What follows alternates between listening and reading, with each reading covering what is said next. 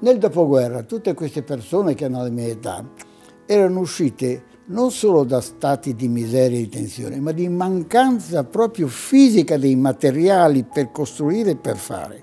C'era ansia di tutto e c'era un entusiasmo, che bastava avere il pensiero che immediatamente c'era l'azione. Quando di Natale è arrivato fino a Codroipo con il treno e poi, aiutato da comuni amici da Codroipo, ha preso la bicicletta ed è venuto da mio padre. Ed era venuto per sottoscrivere la fondazione di questa associazione e per avere un contributo. E siccome papà era malato e non aveva i soldi disponibili, lui, come avevano fatto tanti altri, ha firmato la prima cambiale. Ed io ero presente in Camera, avevo 15 anni, a questa, diciamo, costituzione. È nata sulla difesa di questa piccola impresa che in quei momenti non erano neanche imprese, erano singoli artigiani che però si trovavano da soli. E Di Natale con questa forza, lui era un barbiere, questa forza che aveva è riuscito a creare attorno a sé e hanno messo in piedi l'associazione l'Unione Artigiani del Friuli.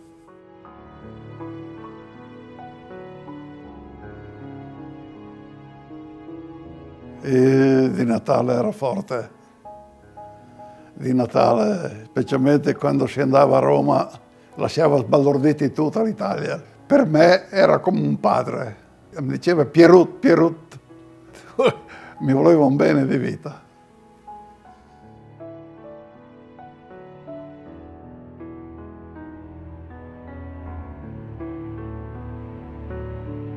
Io ho avuto la fortuna di incontrare Della Mora prima di diventare dirigente dell'Unione Artigiani. L'ho incontrato come uomo amico di mio papà in un percorso di lavoro, quindi c'erano rapporti non solo di lavoro ma anche di amicizia fra le due famiglie. E devo dire che era un uomo focoso, di una onestà intellettuale favolosa, ma anche abbastanza scontroso, quando riteneva di essere nel giusto nulla lo fermava. Se qualcuno lo faceva arrabbiare, si arrabbiava veramente e io cercavo di fare il calmieratore, ma probabilmente lo faceva arrabbiare ancora di più.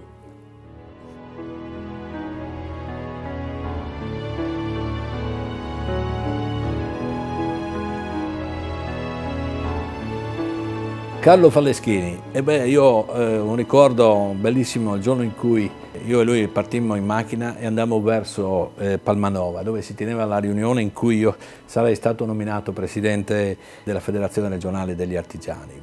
A parte le considerazioni sulla mia guida, perché nell'arco dei 15 chilometri che da Udine ci dividono da Palmanova non so quante osservazioni ho ricevuto, ma poi alla fine i consigli, le raccomandazioni su come dovevo comportarmi, come dovevo prepararmi a questo grande evento e infine anche una battuta sul fatto, guarda che alla fine emergeva in modo soft e delicato, ma una preoccupazione, occhio a non deludermi.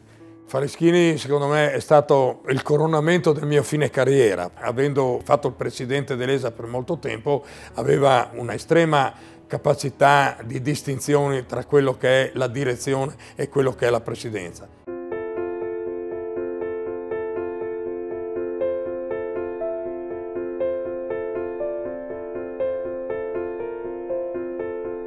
E so dai giornali che era stata anche una grossa battaglia proprio di Natale per l'avvento, diciamo, della regione. E c'è stato anche un legame notevole tra il primo presidente della regione, il presidente di Natale, eccetera. E sicuramente ha comportato una evoluzione positiva, nel senso che proprio da questo tipo di rapporto è nato l'ente per lo sviluppo dell'artigianato. Cosa ha dato Confartigianato al Friuli? Io direi moltissimo, perché un'assistenza politico-sindacale, una collaborazione con la politica, con la regione, che ripeto, sottolineo, può legiferare, siamo stati fortunati per questo, essendo regione a statuto speciale. E quindi ci ha dato il nostro lavoro di preparazione con atti concreti, con proposte serie, non campate in aria, non pretese assurde.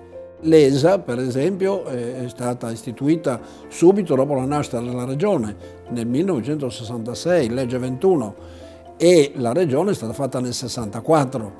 Quindi qui il Presidente Di Natale con il Presidente Berzanti, allora della Giunta regionale, hanno creato con la legge 21 l'ESA, che è stata la manna, è stata quella che ha distribuito interventi per le ristrutturazioni o per la creazione di nuovi, ma soprattutto di assistenza tecnica e commerciale. Ieri sera ho avuto la fortuna, in una delle nostre riunioni, abbiamo tirato fuori l'atto costitutivo del primo consorzio di garanzia fidi del mondo dell'artigiano. C'erano nomi di tanti dirigenti che non ci sono più, tra cui il commendator Gino De Longa, che assieme al Laurino, insieme al Beppino della Mora, hanno costituito questo. Questo diventava lo strumento per promuovere l'indipendenza sotto il profilo finanziario degli artigiani.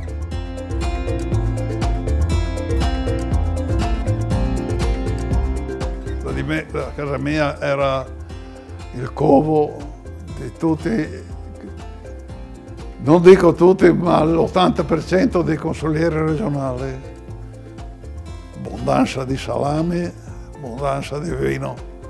E lì si parlava un po' di tutto, si parlava anche di artigianato, una cosa l'altra, si metteva dentro nella testa di queste cose che noi volevamo, sì, che tenessero conto, perché la categoria era che, non dico il perno, ma era che teneva su l'economia. Oserei dire che la politica associativa che abbiamo fatto in tantissimi anni oggi andrebbe completamente cambiata. Sei tu che devi fare in modo di entrare nella stanza se non ti aprono attraverso altre forme nuove di rappresentanza. Guai se noi abbandoniamo la rappresentanza della piccola azienda, del piccolo artigiano. Ancora oggi ci sono delle difficoltà sul territorio, perché ognuno ha le sue manie, le sue idee, i suoi statuti. C'è voluto del bello e del buono. Intanto erano tutte frazionate, nel senso che la nostra si chiamava Unione Artigiani di Friuli, un'altra si chiamava un altro nome, eccetera. Oggi la sigla Confartigianato vede, direi, quasi la totalità. Quindi, come sempre, in queste cose sono state grandi difficoltà, ma è stata comunque un'idea da parte di Germozzi importante, interessante, perché è riuscito comunque a creare attorno a qualcuno un'anima che potesse avere uno risvolto nazionale.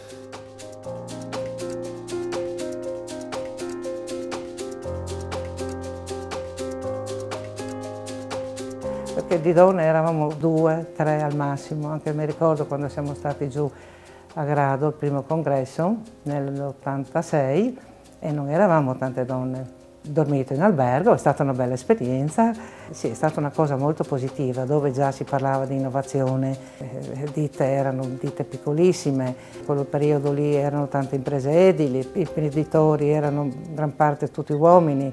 Venivo richiamato in giunta, specialmente di Maroada, e ha detto: Carrasola, basta edile, ha detto, perché venivano le riunioni e partecipavano e si aveva i voti in sostanza e si arrivava nel consiglio, poi nella giunta. Ho detto: Carrasola, vai piano con gli edili, no, se non rimangono fuori tutti gli altri.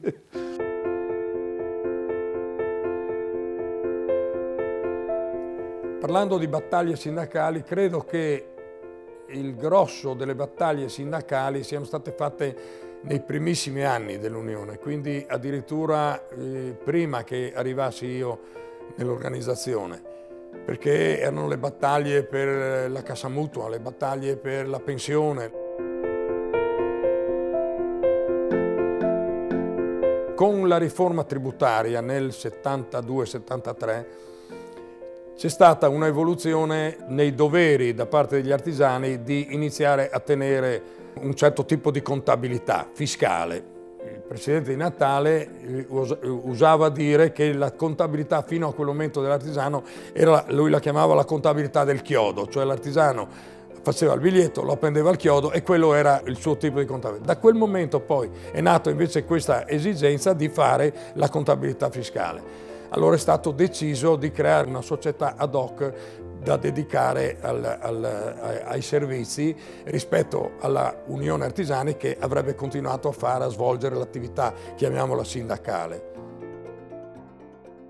Quegli anni là c'era lì nel mandamento di Manzano che poi si andava a Cividale e c'era Mario Laurino e lui per me è stato un maestro perché ci teneva tutti, chiamava i vari personaggi, i vari dottori, i vari direttori, e ci convocava a Cividale e ci spiegava, ci tenevano al corrente di tutto, visto che io seguivo la contabilità.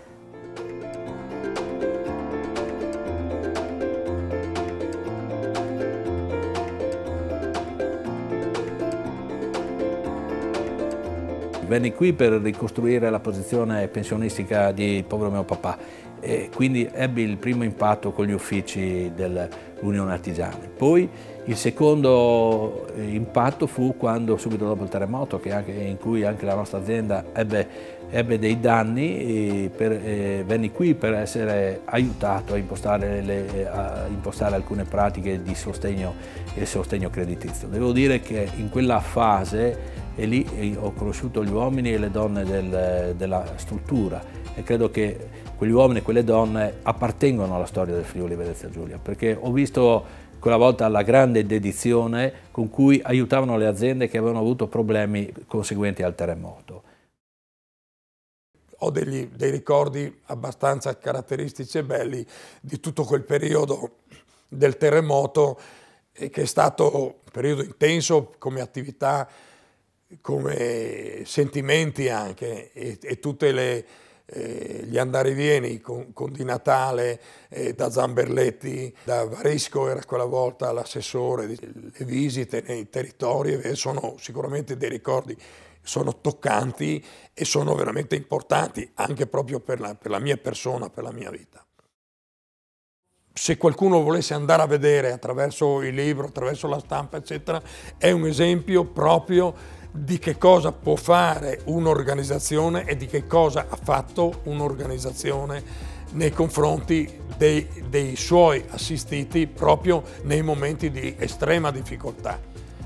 I piccoli prefabbricati, l'avvio delle attività, l'assistenza diretta sul posto, cioè la nascita del patronato in APA per le pratiche burocratiche, cioè è proprio un esempio tangibile. Se secondo me le cose sono partite col piede giusto in Friuli, non è solo per le caratteristiche di noi friulani che siamo diversi rispetto ad altri, ma è anche per l'esistenza delle organizzazioni che sono servite, tipo proprio Confartigianato.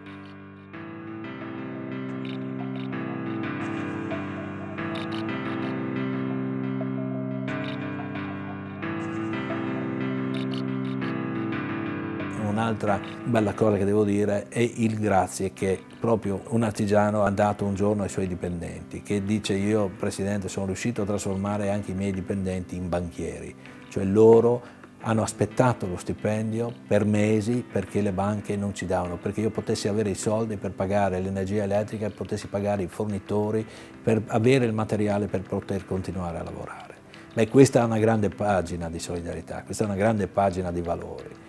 Insomma, io quando riuscivo a risolvere un problema all'artigiano che mi chiedeva di risolvere, ero la persona più contenta al mondo, anche più di lui.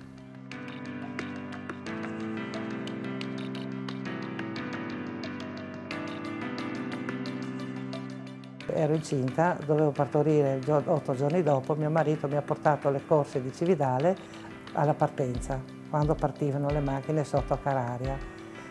Quando acceleravano io avevo il motore in pancia, non le dico altro, per cui mio figlio è nato con la passione dei motori. A un giovane che volesse aprire un'impresa, Io ho consumato tante parole in tanti anni per spingerli a fare. Prima cosa, che abbia passione. Seconda cosa, che sappia fare il mestiere.